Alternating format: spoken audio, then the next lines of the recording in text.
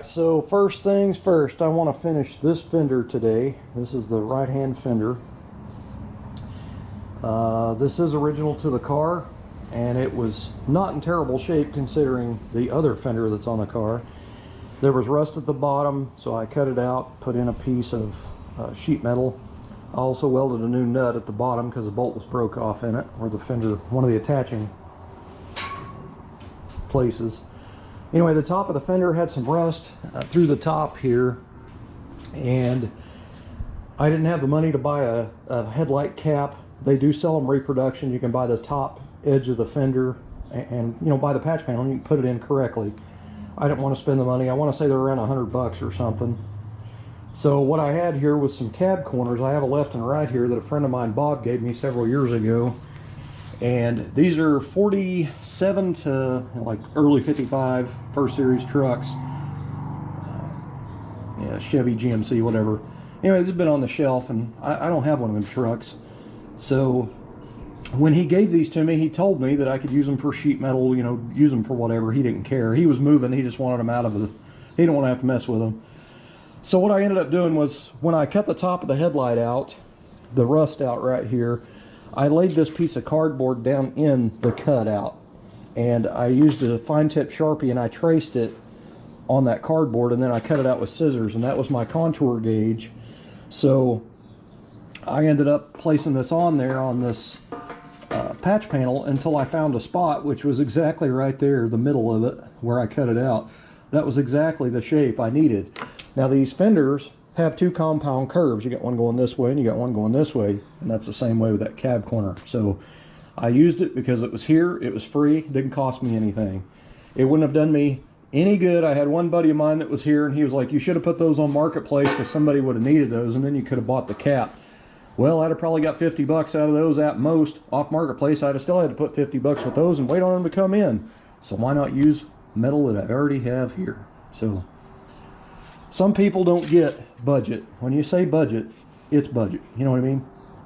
But anyway, I cut that piece out and I butt welded it in here, and I started grinding on it, and I still have more welding to do. I usually go in and I'll tack majority of it, and then I'll grind it down, and then I'll go back in and I'll re-zap the spots that need finished, because when you're doing your tacks opposite each other, sometimes you don't get areas welded, so I always go back and redo it. But when I'm done with this and get it DA sanded, it should look like there's never been any work done on it. There is a few little spots underneath on the lower part, so I'm going to cut that out and butt weld a piece in there and fix that. This just needs a little bit more grinding, and then I'll have to weld it in places again. Fender had a pretty good crease right here. I started working on it, but the paint's on it, so it makes it kind of difficult to see it, so I'm going to wait until it's in metal to finish all that out. But the goal for today is to get this fender done, and I want to get started on this fender. Now I'll go ahead and give you the rundown on this fender. I touched on it a little bit. This is somebody's handiwork. This is not work that I've done. I ground this down about a year ago, and I was trying to see how bad it was, and it's pretty bad. You know what I mean? So let me go ahead and take it off the car, and I'll kind of show you some of the stuff here.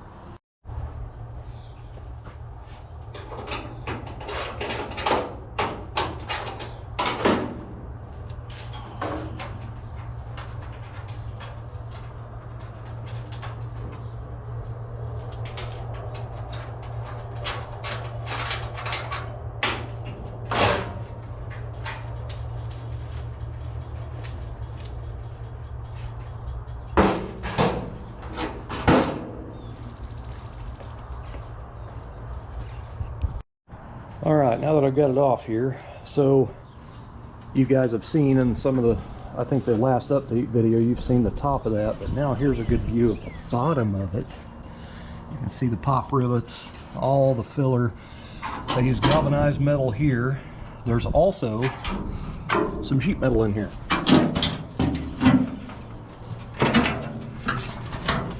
Look at that custom work, would you? Ain't that nice? I'll give them an A for effort, but not what I would have done. Anyway, I got the traditional Bondo worms up there because this fender is actually off of Bel Air. This car is a 210, so I'm gonna have to weld those up. So I've got to grind off all their filler and then weld it up. They also put in a antenna, and I did start putting a little patch in there, but it still needs more welding and then grinding on both sides. The bolt is broke off back here, so I'm going to air hammer that bolt out of there, or the nut out of there, and replace the nut. There's a rust hole you can see through. Bottom of the fender's got some pretty caved in spot right there. I'm going to have to hammer and dolly out. This flange is tweaked. I'm going to remove this bracket and hammer and dolly this all straight. All the bolts are broke off. Oh no, I'm wrong. This one's not broke off. These 3 bolts are broke off. This one takes a coarse thread bolt. These take 5/16 by 18 regular bolts. So I'm going to air hammer off all those square nuts and weld on new ones. I'm also going to grind this raised tab off the bottom of this, or which actually is the top, and I'm going to weld one of them 5/16 by 18 square nuts here too. So it'll take all 5/16 by 18 bolts, and that way when I put the fender extension on, I don't have to have 2 separate sockets. Here's a little view from the outside of this fender. It actually looks like a drilled hole. There's a crack here and a crack here. They've also went in here with a grinder, and it's very, very thin. So I'm going to cut this whole area out and just cut out some flat metal and shape it and butt weld it in there as well. Fender, you know, it can be repaired, and it's going to have to be repaired. I don't have the money to fix it. Or, you know, buy a new one, we'll say. But it's going to have to be solely a budget. Now, if you look at that right there, that's another terrible spot I got to repair. These brackets from the factory are riveted on. That's what's weird. There's a rivet on there, which you can see on the back. They've fiddled with it to put it on there, but they have a regular old flat blade screw, well, kind of a Phillips and a flat, I guess, here. But this is all out of whack, so I'm going to try to surgically split this and remove these 2 pieces and clean the area up so it doesn't look like it was ever welded. And then I will use some 1032 stainless steel Allen button head bolts and bolt these back on. That'll allow me to paint these separately, and I don't end up with dry spray on this stuff. If you're painting a fender up in here, and you know, you can't get up in here real well with the paint gun with this on there, so over time you'll end up with paint flaking off down there. So if you remove these and paint them separately, you have a good area that's fully painted. So I like to remove these and these. I use the same bolts to reattach those. They're Allen buttons. Those number 10s, you can use a 1024, 1032, but they're about the same size and diameter as the factory aircraft style rivet. It just has a spot for an Allen wrench to go in there, which makes it kind of nice. So this fender, it's going to take a lot of work, but I got more time than money, so I'm going to fix it. Now, another thing I wanted to show you. This factory gold paint right here, you can see the factory black primer underneath it. This only came on, that gold paint only came on the commemorative edition 55 Chevy Bel Airs. GM made 5,000 1955 Chevy 4-door sedans in this gold, and it was celebrating GM's 50 millionth produced vehicle. Not just Chevrolet, all of GM. But they did 5,000 4-door Bel Airs that were sold to the public. So the fenders off a really rare car. I'd love to know where the actual car is, you know what I mean? But doesn't mean this fender's worth anything. I mean, if anything, this fender needs to be replaced with another one that wouldn't take as much work, but I don't have that luxury, you know what I mean? Anyway, pretty interesting. Now, they also did a 2-door hardtop in that gold, and every bit of the stainless steel and the chrome work stuff on the car was gold plated. That car, I don't even know where that car is now. It's probably at GM in a vault somewhere, but anyway, they paraded that car around, and it was at some of the Motorama shows and stuff like that. But anyway, so they did do one 2-door hardtop, but it was never sold to the public. But they did do 5,000 produced 55, and they were all 4-door sedans. Now, recently there's been one of these found in a salvage yard. It was bought at an auction in Texas just like a couple of months ago, and the guy plans on restoring it. And if I remember right, I think the fenders were gone off the vehicle, so this fender could be off of that car, who knows. I live in Oklahoma, and that car was in Texas. I mean, and it's out of salvage, Tri-5 Chevy salvage, so, you know, who knows, could have been that fender. Doesn't matter, it's going to get reused and put back on my car. But anyway, I got some work to do. But that's the rundown of the very, very rough driver's side fender. That was kind of strange. So I'm in here welding spots that I missed when I was tacking in the patch on the headlight. And it sounded like somebody was walking down my driveway toward me. And I figured it was probably my neighbor. And then I heard the sound of a Tri-5 Chevy door opening, that squeak sound. And when I lifted up my hood and turned, the door was open on the car and nobody was there. So it's wind is pretty much what it is, but it doesn't tell me what the footsteps part was. Kind of strange. So the door is light, you know, and it's the wind's blowing straight across through here, so that's kind of what I heard. Anyway, kind of crazy. Maybe I'm getting a little help after all here. So I started in on this. Like I said, I'm just finishing up tacks. Spots, you know, when I'm tacking a piece in, I'm skipping tacks around, so when you grind you usually find a whole bunch of little holes that you didn't get a tack weld on. So I'm just going back and every little pinhole gets welded. Like when I finish grinding this, if there's one or two more, I'll zap it again. I don't want an open area for that. Now I don't think I covered this. When I did the patch on the fender down there, there's a brace that runs in the back of this fender right down through there.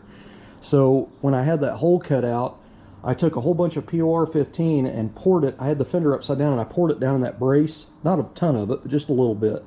And I let it kind of run down before I patched the hole. And I did use weld through primer on the back side of that plate. But anyway, that's just kind of helped because, you know, it's on the bottom of the fender and any moisture that gets in there will run down that brace, and that's why it was rusted out. So that will actually help. Now when I'm done with this all up in here, I went through and I blasted this area of the headlight up here, or the headlight brow, and the bottom of the fender. And I also blasted up inside the back of the fender up in there with my blaster. So when I'm done with all my welding and grinding and everything else, I'm going to take POR 15 on a brush and I'm going to go up inside the brow up in there and just coat the crap out of the back side of the fender. So any rust area that's on the back side under there will get coated and then the rust won't grow anymore. But that is pretty much where I'm at. So I'm definitely going to have this fender done today for sure. I do not have my discs of choice, my grinding discs. I have covered this many times on my channel. I prefer 2-inch discs. The reason is these are stiff as hell. Not these, but the Norton Blaze that I usually use. They're really, really stiff, so I have very good control when I'm grinding welds. It doesn't get crazy. Like when you go to a 3-inch, it doesn't seem to have as much control. So I prefer 2-inch. Now, I like the Norton Blaze, but I ran out, and when I was at the car show, there was a guy selling tools and stuff, and he had a whole package of these for $25. So that's pretty awesome. So I went ahead and bought them, and they're garbage. They're junk. They're kind of like green core. They're not very good. They're warped, you know, right out of the package. They're warped, but they flex. Once you start using them, they get thin and they flex a little bit. So I don't have quite the control that I want. So I thought I would go in and order some Blaze off the internet, but the price of these have went up to where they're almost $50 now for a box of 25. That's ridiculous. So I'm just going to pretty much have to use what I have here. I could go through here. These are my used ones that I always, if I feel like they're still decent, I'll throw them in there for further use of something. But I may dig through these and try to find the best ones that I have to use. But it just kind of sucks I'm out, you know what I mean? Back to it. All right, guys, I'm going to run you through this because more than likely you guys are in the same shape. So these fenders take a fender extension that bolts on. It takes one bolt here, and then there's 4 across here to bolt the extension on, and there's square nuts welded in here, except this rear one. This rear one is just, it's basically just a sheet metal style screw, as you can see by that very gnarly threaded screw right there, which takes a 7/16 wrench or socket here. I don't know why GM did that, have no idea. The rest of them take a 5/16 socket or wrench, and they take that style bolt. So that's a stark difference in hardware right there. So when you're putting an extension on, you have to have two different sockets.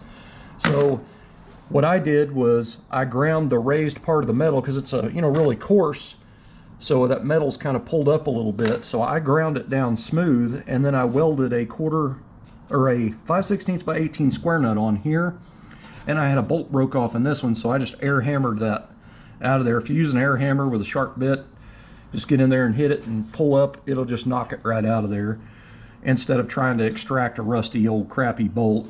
These were okay, so I ran a thread cleaner die or tap through them and cleaned them back up, so they're fine. So I ended up putting two 5/16 by 18 square nuts here. That way I don't have to use this gnarly crappy bolt in there. I can use these. What I do is I go to my local Lowe's, because Lowe's is just a few miles from me, and this is in the hardware section, and they're Hillman, and they're 5/16 by 18 square nuts, and you get 4 in a pack, and they're just a couple of bucks. So anyway, now I also replaced the nut down here with a 1/4 by 20, because this takes another one of these really coarse, nasty screws down here to screw on the lower splash apron piece. So it seems like every time you go to put a front end together on these cars, original sheet metal, sometimes these are stripped out. So your bolt, you'll tighten it, it'll just pop and turn again. So I replaced it with, and all I did was grind it down a little bit and then welded the 1/4 by 20 square nut on there. So then I'll use a regular, you know, 1/4 by 20 bolt on there with a little small washer. So to me, it's just easier, you know. But anyway, that's what I do.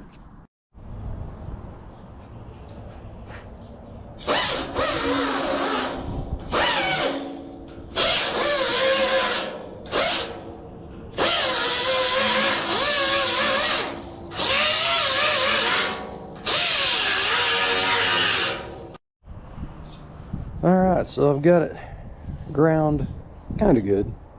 My seam through the middle there, I used my stud gun, and I've got a couple studs welded on there, so I'm getting ready to use the slide hammer on them. This is a low area right here, so I'm going to try to pull it up level. It's probably not going to get it perfect, but I'm going to try to get it as close as I can, because I don't want to put a ton of filler up there. I want it to be mainly all metal. I do have quite a few little holes here and there from, you know, stacking tacks and not quite getting everything fully welded. So when I get this pulled out, I'm going to grind on this area, and then I'm going to go back to the welder and zap these other spots and then grind them, and it should be pretty good to go. But so far I'm real happy with it. You can't feel anything in it where I put this strip in it. You can't feel it. So when I go back and DA sand this with some 80, this will look really, really nice. So, you know, decades down the road, when somebody else winds up with a car, if they end up stripping it to bare metal, it'll look awesome without the makeup on it. You know what I mean?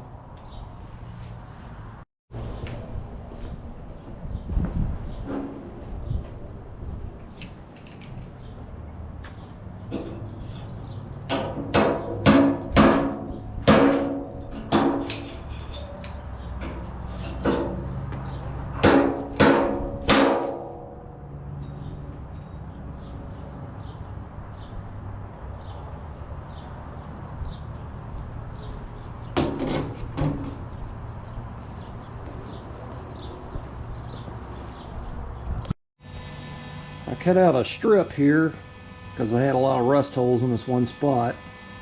So when I removed it, the end of the inner piece was pretty much gone. So I ended up grinding it back till I had some good metal, and then I added a piece to it and welded it in and then ground it. So then I cut a new piece to match up to this outer, so it'll be all butt welded in. I drilled 3 holes here so I can plug weld it. So after I get this perimeter welded, I'm going to put my pliers through there and clamp it down. I might put a self driller in it right in the center, and that way it'll suck it down. Then I can plug weld here and here, and then I'll pull the self driller out and weld it. But just depends on if I can get my pliers on there or not. So that ended up being a little bit more intricate. So I'll get it finished up. All right, guys, it is 5 p.m. I am pretty much done. The fender is almost finished, but it's not quite. I've still got some work to do underneath here. I had to put a piece of metal in there, and I've got it welded, but I still need to finish grinding it. But it's pretty much 5 o'clock, and my wife will be here in about 15 minutes. And this is her parking spot, so I need to get the car back in the garage. So I guess in the morning I'll come out, finish the fender, and then I can get started on this fine piece of equipment there. But that turned out really, really awesome. I don't even think it's going to take any filler. I think I can just put my rust fender on there and block it out. Same way with that down there. It turned out really, really nice. So that's pretty cool. It takes me a lot longer to do metal work, but you know, it's all for the best, I guess. So tomorrow I get to tear into that fender, and that means chopping the whole front of this thing off. So that is enough for today. I'm sore, man. I'm ready for dinner. Well, shower and then dinner. Thanks for watching. See you tomorrow.